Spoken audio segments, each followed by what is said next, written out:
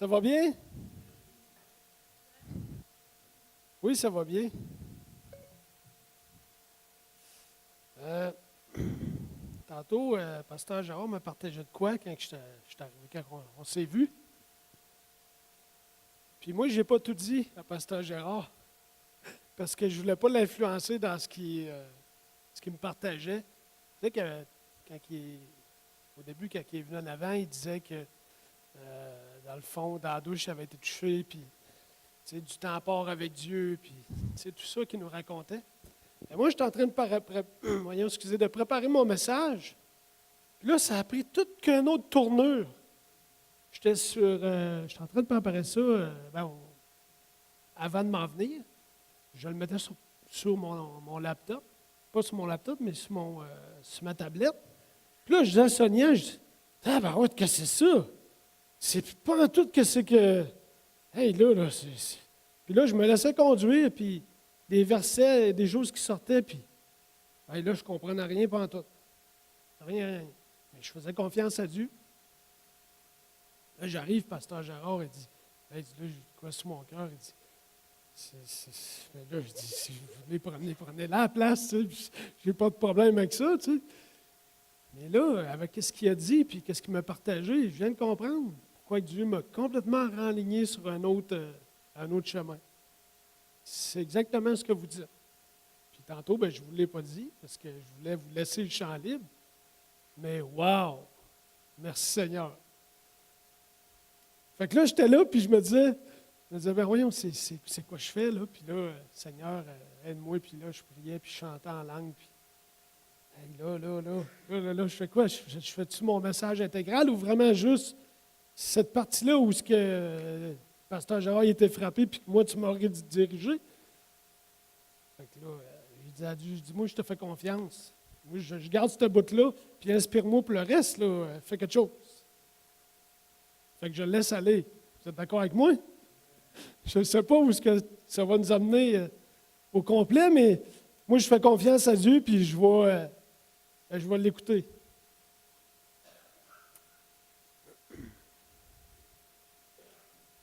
Dans le fond, le titre de mon message, c'était la relation et le service. Puis la relation, c'est l'amour. La relation entre moi et mon Père, qui est le Père Céleste, c'est l'amour. La relation avec mes frères et mes sœurs, c'est l'amour. C'est l'amour qui dirige tout, c'est l'amour qui est au-dessus de tout. Puis Dieu, il nous a tellement aimés qu'il a donné son Fils unique. Que quiconque croit en lui ne périsse point, mais la vie éternelle. Vous savez tout ça. Donc, si on se base là-dessus, qu'on fasse n'importe quoi dans notre vie, on est winner. Puis Dieu nous le dit. C'est ce qu'il dit dans la parole, il le répète combien de fois, l'amour. S'il n'y a pas d'amour, il n'y a rien. L'amour, c'est la première des choses. Puis entre nous, on se le dit aussi. Vous êtes d'accord avec ça? Là où est-ce que Pasteur Gérard il est venu m'éclairer, ou wow, c'est ça, c'est que le Seigneur m'a mis à cœur de vous parler de Marthe et Marie. Vous vous souvenez, Jésus converse, puis Marthe est à court comme ça n'a pas de bon sens. Elle est affairée à faire les choses, puis bien faire les choses, puis la nourriture, la table, elle s'occupe de tout. De tout. C'est un bel job. Sauf que, elle manque l'essentiel, qui est le temps avec Jésus. L'écoute de l'enseignement de Jésus. Les bénédictions que Jésus pourrait lui apporter dans sa vie par les paroles qui pourraient changer sa vie. Comme nous, on peut faire la même chose. Un temps part, du temps avec le Seigneur. Prendre cet amour-là, le déguster, le chérir, en profiter. Puis après ça, le partager. Parce que l'amour, ça ne se garde pas juste pour nous. Le temps qu'on a avec le Seigneur, il faut, par la suite, le partager. Ça m'amène à penser, je me suis pris une petite note dans mon message, là, je ne regarderai pas mon message. Je vous le dis, je ne le regarde pas. Il y a des choses qui vont me revenir, c'est sûr, il faut que je vous le partage. ma femme, elle me racontait qu'elle était allée à l'hôpital hier. Pas à l'hôpital, à la clinique. Et moi, j'aurais besoin de l'eau. Là. Y a-t-il quelqu'un qui pourrait me chercher un verre d'eau, s'il vous plaît? Ah ben ouais, c'est intense, mon affaire. Là, elle me raconte ça, elle dit, je suis arrivé dans la salle d'attente, puis c'était là, l'eau, là. Personne ne se parlait, puis on dirait que le monde, quand je suis rentré, m'a regardé, puis je me suis assis, puis c'était vraiment lourd. Donc, ma femme, il y avait une dame à côté, puis je ne me souviens pas des détails, mais finalement, Sonia lui a conseillé quelque chose pour son mal. Parce que c'est une huile essentielle que Sonia, elle aime ça, partager ça, puis ça fait du bien. Fait que la femme, toute contente, elle dit, ah oui, c'est quoi? Fait qu'il y a une petite discussion qui est amorcée.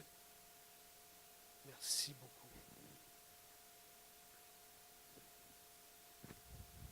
Par la suite, un petit peu plus tard dans son attente, parce qu'on sait qu'être patient à l'hôpital, c'est d'être patient. Hein? Donc, elle était patiente. Il y a un monsieur qui rentre, beaucoup de difficultés à marcher. Je croyais qu'il avait une canne. Puis là, ma femme, elle savait que bientôt elle allait passer. Elle voit qu'il y a juste une chaise dans le fond de la salle, puis c'était pas terrible comme chaise. La sienne était plus confortable, fait qu'elle s'est dit, ah, je vais me lever, je vais lui donner, puis je vais aller m'asseoir à l'autre. Fait que là, elle se lève, elle dit, ah, prenez ça. Là, non, le monsieur, non, je vais aller. Non, prenez ma chaise, c'est bien plus confortable que la chaise là-bas. Fait qu'elle se lève, puis le monsieur s'assoit. Là, elle se rend compte que quelqu'un le regarde. Une dame le regarde, puis elle parle à son mari, puis elle le regarde, ma femme de même. En voulant dire, wow! Moi, elle me racontait ça. Puis quand elle est partie de la salle d'attente, ça jacassait là-dedans, puis c'était plus la même affaire. Moi, je crois que l'amour s'est mis dans cette place-là, où ce qu'il n'y en avait pas. Puis, je ne sais pas, c'est ma femme, là, j'aurais fait la même affaire. Non, mais vous comprenez? L'amour s'est mis dans place. Wow! À l'Église, c'est la même chose. Là, je pense à mon message, il y a des choses qui me reviennent. Donc, Marthe, qui était affairée à faire un paquet de choses, n'était pas attentif à ce que Jésus apportait comme message. Jusqu'au point d'être frustré. Puis, de presque dire à Jésus, voyons, tu ne vois pas clair? Tu ne vois pas qu'elle ne fait rien? Pogne la bacon? Jésus, il dit, non, c'est pas ça. Là. Toi, tu devrais laisser, puis venir écouter. C'est pas important. C'est pas important ce que tu fais là présentement. C'est pas essentiel. Il y a d'autres choses plus importantes que ça. Puis c'est là que ça me dit, ça vient me chercher ce que vous me disiez, puis Dieu est venu me chercher en me disant, il faut faire attention aux choses qui ne sont pas importantes et essentielles, tandis qu'on a notre Sauveur, notre Créateur qui est là, puis qui nous attend pour nous enseigner, converser avec nous autres. C'est-tu clair ce que je dis? Puis là, ma réflexion était plus loin que ça. Je me suis dit, quand on est à l'Église, souvent on est à l'Église, puis je passe une lancée. On est à l'Église, puis on sert. Exemple, on est comme moi à caméra. Je suis à caméra. Je suis en train de servir le Seigneur, n'est-ce pas? De cette façon-là. Puis à un moment donné, je sers beaucoup. Puis ça m'est déjà arrivé de penser ça, puis de dire, voyons, je sers tout le temps en caméra, puis je suis quasiment jamais assis dans l'assemblée pour écouter. Parce que vous comprendrez que quand on est à la caméra, on n'a pas toute l'attention sur le message. Il faut s'occuper du vidéo, s'assurer que le PowerPoint est là dans les temps, que le prédicateur, pasteur prédicateur est là, pour pouvoir donner un bon service de la qualité au niveau des chants qui sont chantés, que les paroles soient là. Tu sais, c'est une attention particulière. Mais n'est-ce pas que quand on fait ça, on est en train de servir le Seigneur? Hein? Est-ce qu'on pourrait dire que c'est essentiel de faire ça? Ben moi, je dirais que c'est pas mal important. Parce que là, on donne la chance à tout le monde de pouvoir avoir du temps avec le Seigneur. On appelle ça mourir à soi-même. Peux-tu dire ça appeler de même? On peut appeler ça de même. Mourir à soi-même. Mais si on remonte, et là je suis vraiment parti, je suis pas pour rapport avec mon message. Si on remonte dans le temps de Jésus, moi je me rappelle bien quand je lis la parole, c'est rare qu'on parle de clé USB là-dedans. C'est rare qu'on parle d'un site web où on peut aller écouter le message. Très rare qu'on entend parler de ça dans la parole de Dieu, n'est-ce pas? Mais pourtant, aujourd'hui, on entend parler, puis ça fonctionne. Puis ça, c'est venu me chercher. Parce que moi, j'ai déjà dit ça, personnellement. Pas de temps avec le Seigneur. Ben oui, pas de temps avec le Seigneur. J'ai pas de temps. Tu n'as pas de temps, Luc, chez vous? Tu n'as pas de temps de prendre le temps avec le Seigneur chez vous, toi. Hein? Notre belle salle de prière, ben là, puis là, dans notre nouvelle maison, mais on est en train de faire de quoi de bien, ça s'en vient. Sois patient, Luc. Mais en plus de ça, je me dis, j'ai même le privilège de retourner le voir sur le site de l'Église, le message. Si, durant la réunion, je n'ai pas été assez concentré, parce que je pensais au bacon qui a de la misère à passer du matin, ou je pensais au Big Mac qui va rentrer, puis que lui, tout va avoir de la misère à passer après la réunion. Je pensais à tout ça, sauf au message. Mais merci Seigneur, parce que je peux reprendre ça, parce qu'on a une technologie aujourd'hui où est-ce qu'on peut aller puiser encore une fois le message qu'on a manqué un bout, on veut tout le réécouter. Puis ça, c'est un privilège qu'on peut se permettre aujourd'hui. Il n'y avait pas dans le temps. Tu sais, lorsque Jésus faisait un enseignement, si tu avais envie d'aller aux toilettes, tout bad pour toi. À moins que tu donnes un coup de coude au gars, qu'est-ce qu'il a dit? Ah, je suis dans l'esprit, je ne me souviens plus. Là. Je suis très bien, puis dérange-moi pas. Comprenez? Wow! Quel privilège qu'on a.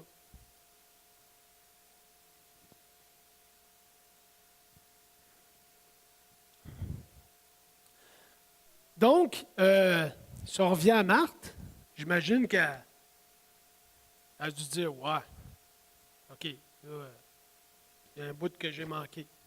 Il y a quelque chose que je n'ai pas compris. Mais je suis certain qu'elle a compris par après. Que le temps avec le Seigneur, cette fois-là, il aurait été bien plus important que de shiner la place. Puis, souvent, on néglige ce temps-là. Même moi, ça m'arrive de négliger le temps. Un temps à part, tu sais. Je ne veux pas gordonner personne à dire qu'on va à la TV, puis on va faire ci, tu sais. Des distractions, on a besoin de changer d'idée. Et la présence de Dieu est très importante aussi.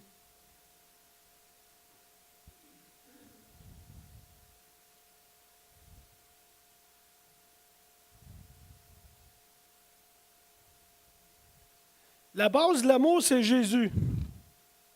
Et sans lui, il n'y a rien. Et sans l'amour, il n'y a rien non plus.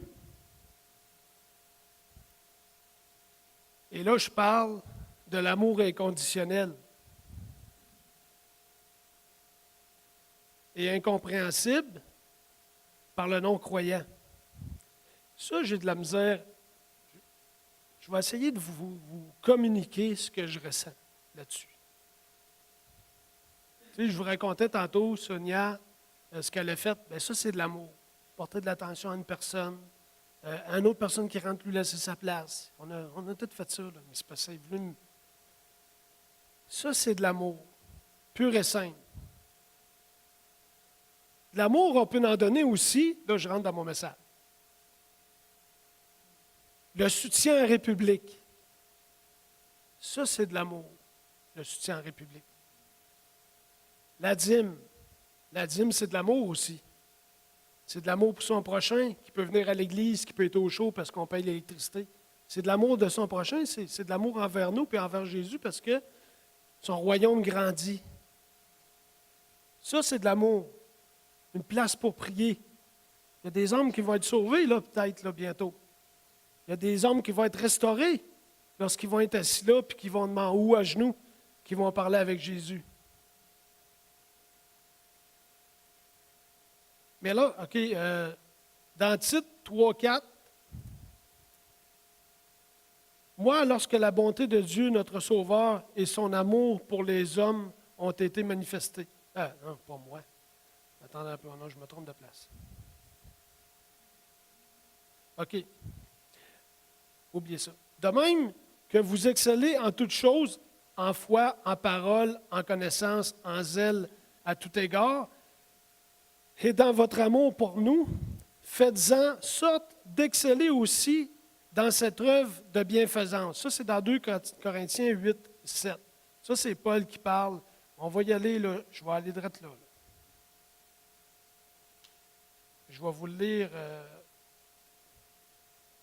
Attendez un peu.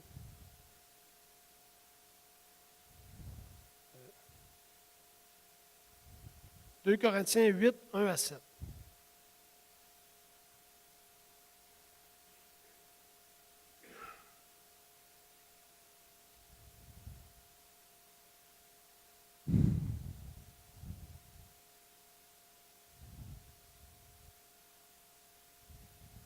Bon.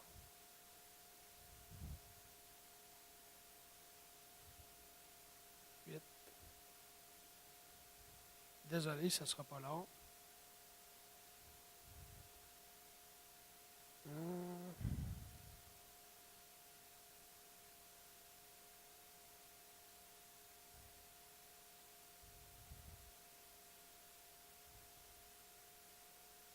OK. Recommandation au sujet de la collecte pour les chrétiens à Jérusalem. Nous vous faisons connaître, frères, la grâce de Dieu qui s'est manifestée dans les églises de la Macédoine, au milieu de beaucoup de tribulations qui les ont éprouvées. Leur joie débordante et leur pauvreté profonde ont produit avec abondance de riches libéralités de leur part. Ils ont, je l'atteste, donné volontairement selon leurs moyens. Et même au-delà de leurs moyens, nous demandent avec de grandes instances la grâce de prendre part à l'assistance destinée aux saints. Et non seulement ils ont contribué comme nous l'espérions, mais ils se sont d'abord donnés eux-mêmes au Seigneur, puis à nous par la volonté de Dieu. Nous avons donc engagé Tite à achever chez vous cette œuvre de bienfaisance, comme il avait commencé. Là où est-ce que je voulais vous amener avec ça? OK, puis je continue. De même que vous excellez en toutes choses, en foi, en parole, en connaissance, en zèle, à tout égard, et dans votre amour pour nous, faites en sorte d'exceller aussi dans cette œuvre de bienfaisance. Où est-ce que je voulais vous apporter là-dedans? Dans le passage, ça nous dit des œuvres de bienfaisance, de se donner. Hein? C'est un peu ce que plusieurs font dans l'Église en servant le dimanche, en venant ici pour faire la construction. Tu sais, c'est toutes des choses qu'on sert le Seigneur avec, on dit avec les dons, les talents. Tu sais, moi, à caméra, le talent, je ne l'ai pas. Puis le don, c'est certain que je ne l'ai pas non plus. Sauf qu'il y a un besoin, puis je le fais. Je sers là. Par contre, s'il y a un autre besoin qui s'offrirait un jour, puis que mon besoin ne serait plus là, bien, Seigneur, tu veux-tu m'avoir là? Est-ce que tu veux? Mais ce qu'on dit dans la parole, on le fait aussi à l'Église présentement. On donne pour la mission, comme je disais tantôt, monétairement. On donne notre dîme. On donne des offrandes. On sert pour la rénovation, comme que je disais tantôt. Tu sais, c'est des choses que la Bible nous enseigne, puis c'est des choses qui sont normales. Tu sais, moi, je me plais souvent à dire, chez nous, je suis en train de faire des petites rénovations. Chez nous, on vient d'acheter la maison. Puis je me dis souvent, ça c'est moi, je me dis, est-ce que je suis bien chez nous? Puis est-ce que quand je viens à l'église, je suis bien au niveau de ce que je vois? Tu sais, on rébête du tapis, ça fait des années. Est-ce que je suis bien là-dedans? Non. Parce que je me dis, si je ne le veux pas chez nous, pourquoi que je l'accepte dans l'Église? Pourquoi? C'est la maison de Dieu, c'est ma maison. Hein? C'est notre Église. Nous sommes les enfants de Dieu, nous sommes dans sa maison. On peut-tu dire ça comme ça? Mais pourquoi Tu sais, je vous dis ça, je sais comment ça coûte le tapis, c'est entre 9 et 10 000. S'il y en a qui ont ça, là, présentement, venez me voir, moi, aller l'acheter. Mais ce que je veux dire, je ne dis pas de sortir 9 000 $ du compte à soir, c'est pas ça que je dis. Pas ça du tout. Ce que je dis c'est qu'il faut considérer l'Église comme étant notre maison. Si notre maison, on n'aime pas le lavabo, puis il commence à être fripé, bien, on va le changer. Hein? C'est ça qu'on va faire. On va ramasser des sous, puis on va le changer. Bien, l'Église, c'est la même chose. L'Église ramasse les sous, puis on fait des rénovations. C'est exactement pareil. Puis c'est notre maison. Vous êtes assis sur vos chaises. Elles ne vous plaisent pas. On sort la bacon, puis on les change toutes.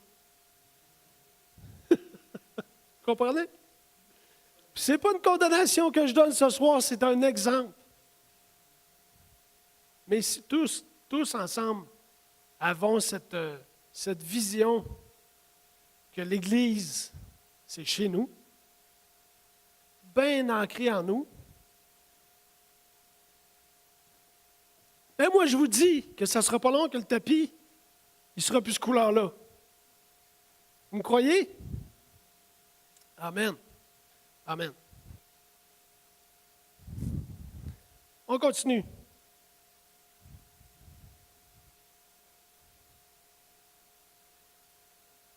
Le show du coq à l'âne. Dans Philippiens 1,9. Est-ce que je demande dans mes prières, ce que je demande dans mes prières, c'est que votre amour augmente de plus en plus en connaissance et en pleine intelligence. Est-ce que nous autres, on peut être comme ça envers nos frères et nos sœurs de l'Église? Moi, ce que je demande, là, c'est que l'amour augmente de plus en plus. Dans toi, Daniel. Dans toi, Maurice. Hein? Est-ce qu'on peut faire comme Paul? Paul, les lettres qu'il écrit, là, on pourrait toutes les citer à nos frères et nos sœurs.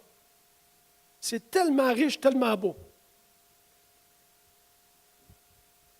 Pourquoi agir ainsi?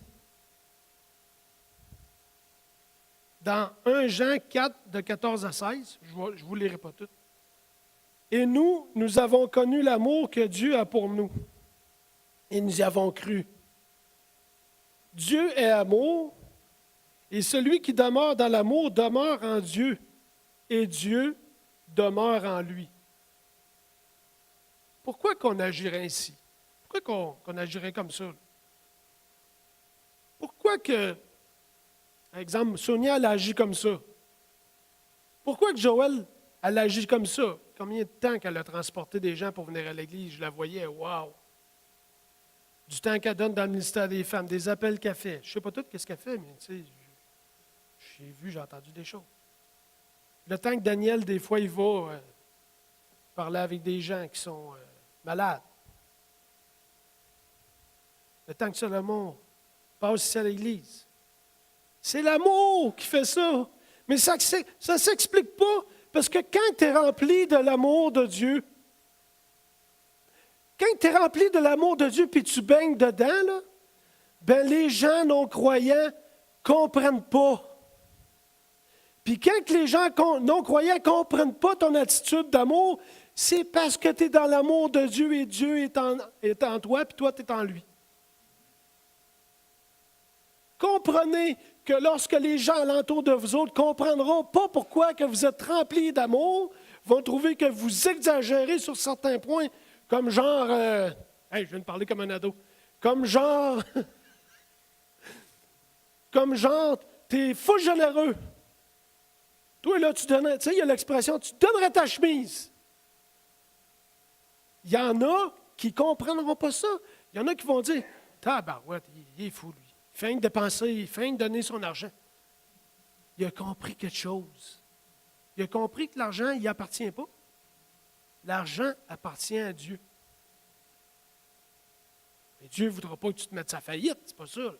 Derrière sa paille, comme on dit, c'est pas ça. Puis les gens ne comprendront pas quand tu vas avoir compassion en écoutant un film et tu vas verser une larme.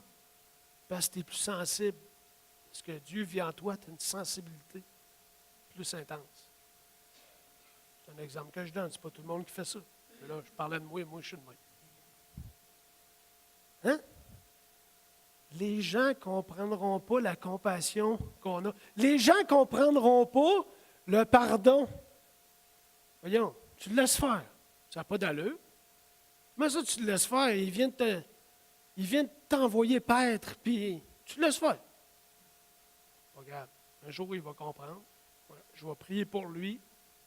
Je vais prier pour lui. Je vais m'en éloigner, mais je vais prier pour lui. Quand tu es dans l'amour de Dieu, les gens ne comprennent pas. Puis moi, j'ai de la misère à vous l'expliquer.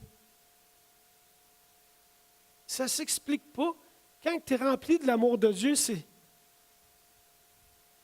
c'est comme le verre d'eau qui déborde. Hein, la coupe qui déborde, c'est ça? Elle déborde, là, puis... Tu sais, on mettrait, là, vous êtes tous debout de site, là, puis on met un gros bol d'eau, là, puis c'est bien, bien au niveau, là. Puis on sait que quand il va renverser, il va avoir un quart de pouce en grandeur de la pièce. Mais quand on le renverse, là, tout le monde va être touché par ça. Bien, l'amour de Dieu, c'est ça.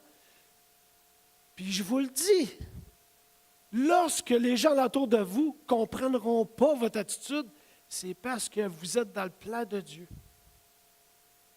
Si vous faites les bonnes choses. Vous comprenez ce que je veux dire? Je l'explique ça assez bien? Ah, ça me fait du bien de dire ça, là, vous ne savez pas. Wow!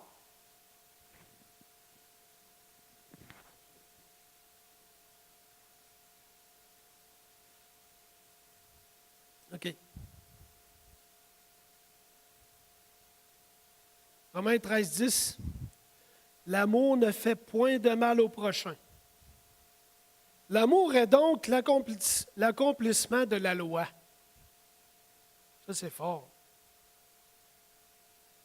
L'amour, c'est l'accomplissement de la loi. La loi, n'est-ce pas la base? Tu sais, quand on entend la loi, ça nous fait tout de suite, c'est rough, la loi, c'est... La loi, c'est la loi. Tiens, bon, prends ton ticket. Non, non, c'est pas de ça qu'on parle. L'amour ne fait point de mal au prochain. L'amour est donc l'accomplissement de la loi. C'est une base. Une loi, là, c'est faite pour être écoutée, puis une loi, c'est faite pour qu'il y ait de l'ordre.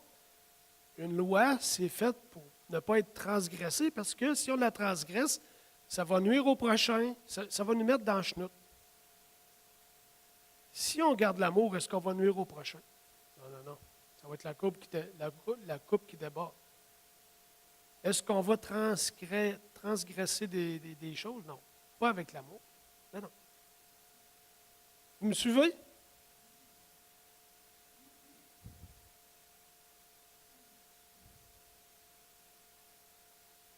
La parole de Dieu recommande, pour ne pas dire commande, dans de nombreux versets, au racheté qui est nous, de servir Dieu de tout son cœur. Dans Colossiens 3, de 23 à 24. OK? C'est ainsi que bon nombre de nos contemporains chrétiens se lancent avec beaucoup de zèle dans des multiples services que l'Église qu'ils fréquentent leur propose. Tu sais, on va arriver dans une église, il y en a plein de choses à faire. On le sait tous. Il y a plein de choses à faire. Sauf que de prendre le temps avec Dieu, de lui demander ce qu'il veut, puis de le laisser nous guider où ce qu'il veut qu'on soit. Est-ce que vous croyez que notre service va être meilleur? Notre service va être 100% meilleur. Il y a des besoins, même si on n'est pas top. Comme je disais tantôt, moi, à caméra. Je vais revenir à la caméra. Je ne suis pas top, mais je sers le Seigneur le mieux que je peux. Puis s'il faut, je vais réécouter les prédications sur Internet. Comme Marthe, au lieu de faire 56 affaires, puis c'est pas juste à l'Église, c'est partout. Faisons-en, je ne dis pas. Est-ce qu'on pourrait en faire moins puis être meilleur?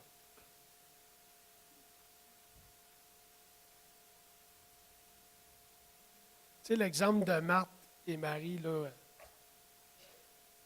c'est tellement ça.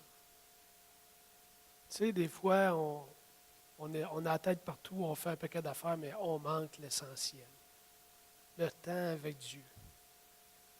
L'écoute de ce qu'il a à nous dire. 2019. C'est ça que le pasteur Gérard il a sur son cœur. Il veut que ses brebis prennent le temps avec le Seigneur. Si tous et chacun prenons du temps avec le Seigneur un petit peu plus, tout va être changé. Tout va être changé dans nos vies. Tout va être changé dans l'Église. Tout va être changé au travail. Tout va être changé à la maison, notre famille. C'est incroyable ce que le temps que le Seigneur peut faire. Je me souviens les mercredis de prière, je me souviens Joël puis Mélanie, là, c'était-tu beau de les voir. Tu voyais qu'elle prenait du temps avec le Seigneur, puis il y avait tout le temps quelque chose à raconter, puis il y avait tout le temps quelque chose. Dieu, il agit dans ce temps-là quand on est proche de lui. Prendre du temps à part pour l'écouter. Puis, y goûter. Si vous savez, là, j'aurais pu prêcher dimanche en masse.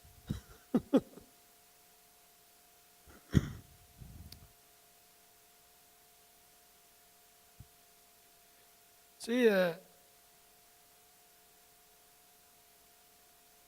oui, je vais me lancer là-dessus. Un jour, Jésus y a invité 12. Choisis 12. Il y en a 3 qui ont eu des expériences autres que les 12.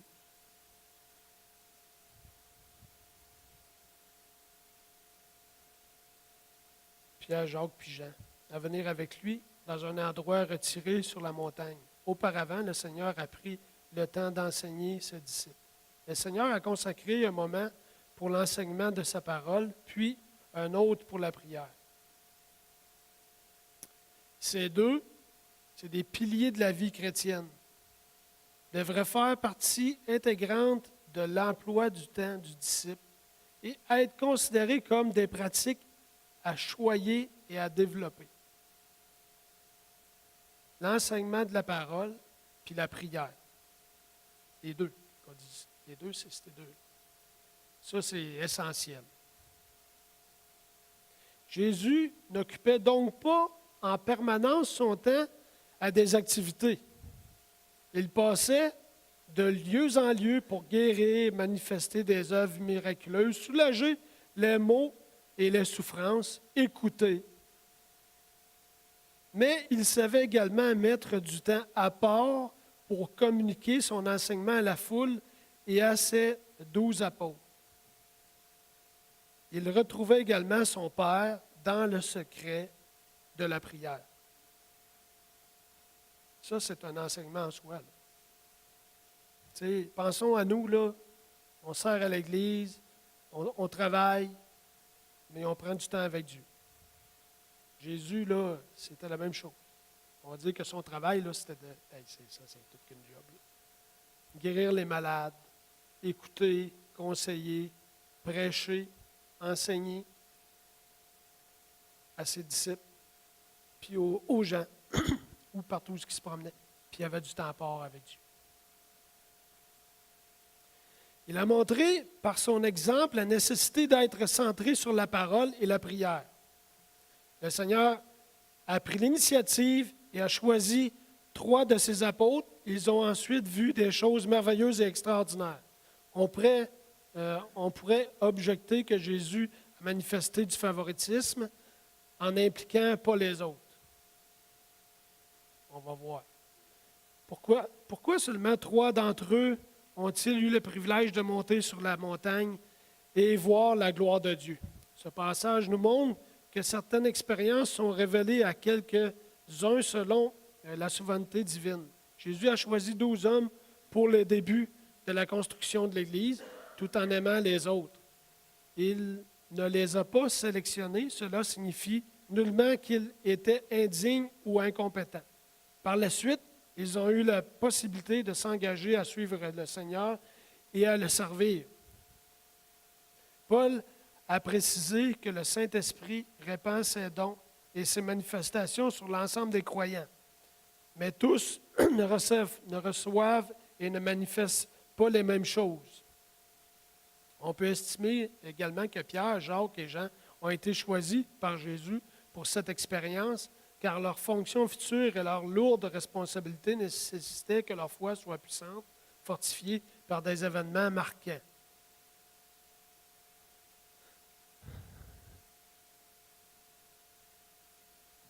Ce que j'ai lu là, ça s'applique aussi à nous. Exactement à nous autres. Combien de fois dans notre vie chrétienne on a vécu des choses spéciales avec le Seigneur?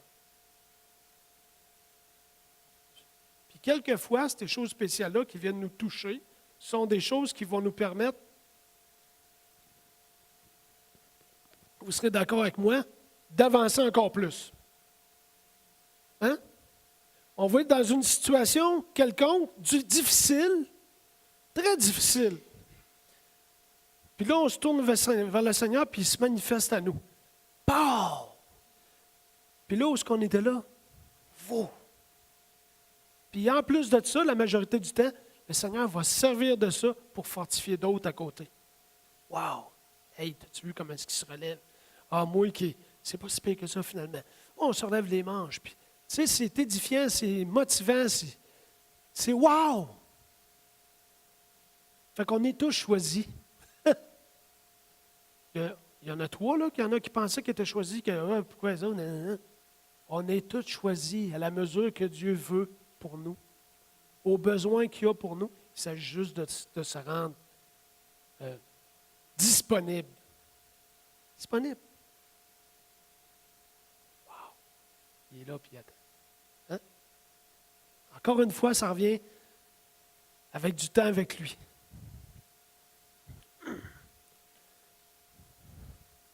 Là, je termine.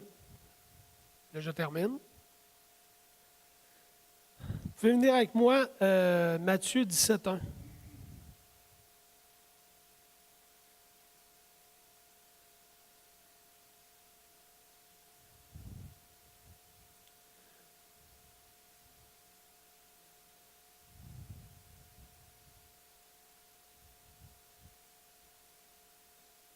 Je suis en train de lire mes notes, puis là, je m'en vais là.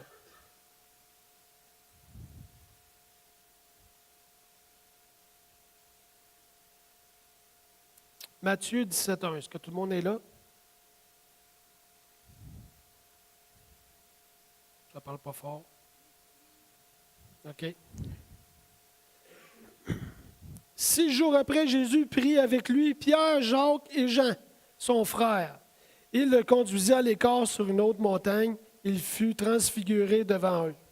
Son visage resplendit comme le soleil et ses vêtements devinrent blancs comme la lumière. Et voici Moïse et Élie leur apparurent, s'entretenant avec lui. Pierre, prenant la parole, dit à Jésus, « Seigneur, il est bon que nous soyons ici. Si tu veux, je dresserai, vous savez ça, plusieurs tentes. » Ce qu'on veut dire, ce que je veux vous dire par là, il les a emmenés à un endroit à part. Ils ont vécu quelque chose d'exceptionnel. Ce n'est pas parce que c'est eux autres. Nous autres aussi, on peut faire la même chose, encore une fois, à part dans notre chambre, puis on va vivre des choses exceptionnelles. À part, tout simplement à part pour le Seigneur, puis on va vivre des choses exceptionnelles.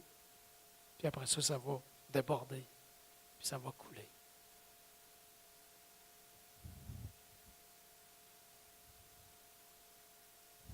Donc, si on résume,